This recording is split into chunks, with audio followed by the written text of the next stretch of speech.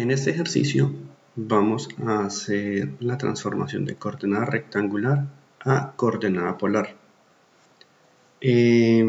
Básicamente, para hacer esta transformación debemos tener en cuenta el teorema de Pitágoras y las identidades trigonométricas, bueno, en este caso identidad de la tangente. Comenzamos con este vector, S igual menos 4i menos j en Newton, es un vector de fuerza. En este vector que está en coordenada rectangular tenemos la magnitud, este vector j es simplemente un vector unitario, es una referencia. Este vector indica que hay un dato, un valor en el eje Y. Específicamente en el eje Y, el vector S tiene un valor de menos 1. Un valor de menos 1 en el eje Y.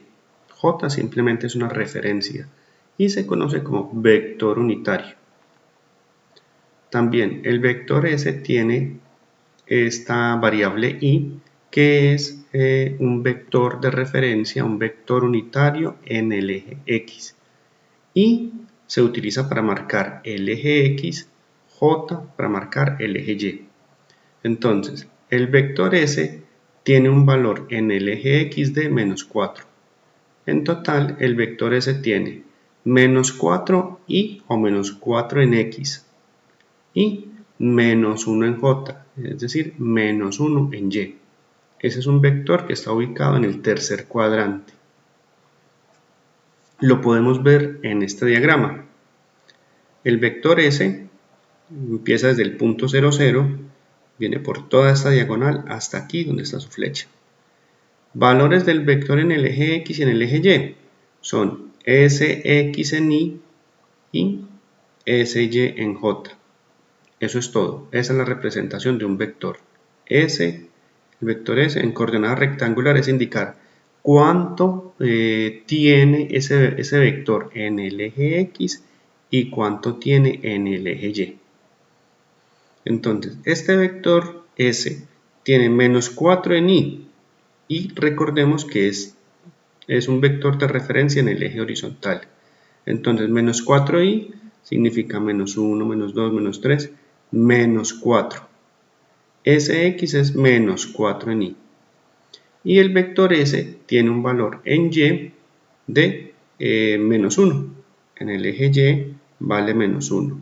En la intersección entre menos 4 y menos 1, en este punto, es en donde está la flecha del vector, el cual empieza en el punto 0, 0 y va hasta la intersección. Este vector, en esta representación en coordenada rectangular, cuando trazamos el vector S, obtenemos un triángulo, realmente dos triángulos. Si nos fijamos bien, tenemos un triángulo en la parte superior o un triángulo en la parte inferior. Este cateto en X o esta componente en X, como se llama, el valor de la representación del vector en un eje, cateto o componente, es la misma aquí arriba como aquí abajo. Tiene el mismo valor, menos 4. Y este cateto o componente en Y, este de acá y este de acá, es el mismo. Se forma un rectángulo y el vector divide el rectángulo en dos triángulos. Entonces, en el proceso para transformar de coordenada rectangular a polar, se puede utilizar cualquiera de los dos triángulos, el de arriba o el de abajo. Y como se forma un triángulo, podemos utilizar la identidad del teorema de Pitágoras, porque esto corresponde a una hipotenusa. Este es un cateto 1 y este es un cateto 2. O si lo vemos en el triángulo de abajo, tenemos una hipotenusa, un cateto horizontal, un cateto vertical. Con Pitágoras calculamos esta hipotenusa.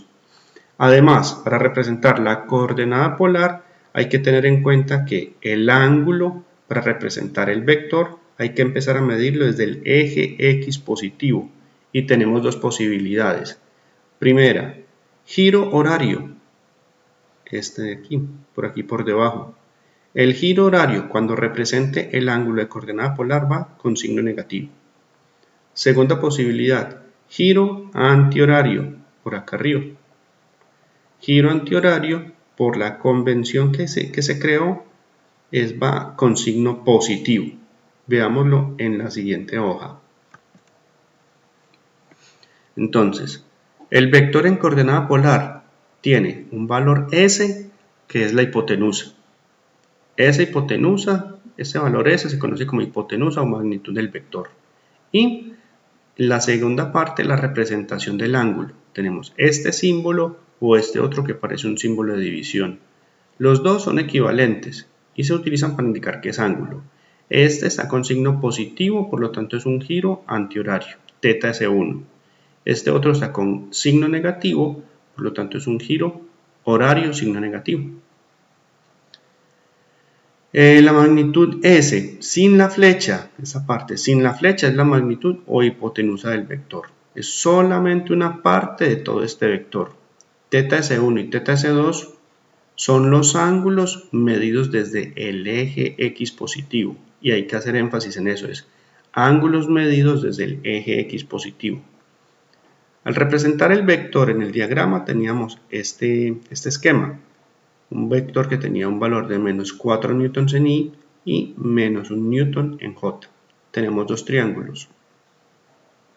Podemos utilizar cualquiera de los dos triángulos para hacer esta transformación y obtener la hipotenusa o magnitud y el ángulo. Extraemos este triángulo, el triángulo superior, aquí aparte. Sin valores en I, sin valores negativos, solamente los valores de los catetos, para observar un poquito mejor. Entonces miren que en el cateto horizontal tenemos 4 newtons. Lo puse positivo, porque ya lo estoy representando sin los ejes. Estoy representando aparte el triángulo. Y cateto vertical, 1 newton, lo estoy representando aparte. Esto me sirve cuando voy a calcular la identidad de la tangente. ¿Por qué? Porque para calcular la tangente, ¿qué necesito? Voy a calcular la tangente de este ángulo que se forma, este ángulo que lo llamé beta. Y beta entonces me sirve para definir el ángulo del vector, o el ángulo S1 o el ángulo S2, que hay que tener en cuenta un complemento de 180 grados. Por ejemplo, si vamos a calcular θ S1 sería 180 grados más beta. Si calculamos θ S2 sería 180 menos beta. Entonces, dependiendo del cuadrante, se suma o se restan 180 grados. Por eso es que hice el diagrama y lo representé aquí aparte. Este beta hay que sumarle 180 o restarle 180 grados. Bueno, pero antes de calcular el ángulo, calculemos la hipotenusa. Esta hipotenusa es la magnitud del vector. Como es una hipotenusa, utilizamos Pitágoras. ¿Cómo se calcula Pitágoras? Pues raíz cuadrada de un cateto en x al cuadrado más un cateto en y al cuadrado. Aquí puedo reemplazar los catetos con los signos menos 4 o menos 1, o lo puedo reemplazar positivo, más 4 o más 1. No afecta, ¿por qué? Porque es que hay un cuadrado. Todo número elevado al cuadrado da positivo. Entonces, si quiero reemplazo menos 4, o si quiero lo dejo como menos 1, o más 4 o más 1, o menos 4 o menos 1, o más 1. No hay problema, ese cuadrado siempre elimina al negativo. Otra cosa a tener en cuenta es que los vectores I y J son vectores unitarios. Ellos simplemente se escriben en la ecuación del vector en coordenada rectangular, como la que tenemos aquí en la hoja 4. Solamente aquí se reemplaza o va el valor del vector I y en J. No se reemplaza para el cálculo de la hipotenusa o de la tangente. Entonces aquí no se reemplaza I, tampoco se reemplaza J. Al resolver esta ecuación, este teorema de Pitágoras, entonces nos da S con valor de 4,123 newtons. Esa es la primera respuesta de esta componente, de esta hipotenusa. Ahora, el ángulo. Entonces recordemos, teníamos el ángulo beta que hay que hallarlo. Tangente de beta, tangente de un ángulo es cateto opuesto sobre cateto adyacente. El opuesto en este caso vale 1 sobre 4. Aquí recomiendo que reemplacemos todos los valores positivos, porque dependiendo de la calculadora, si uno reemplaza con un signo menos o un signo más, va a dar la respuesta en un cuadrante incorrecto. Entonces depende del tipo de calculadora que se tenga y de lo poderosa que sea. Si es una calculadora más bien sencilla, probablemente nos dará una respuesta incorrecta. Entonces lo mejor es reemplazar positivo.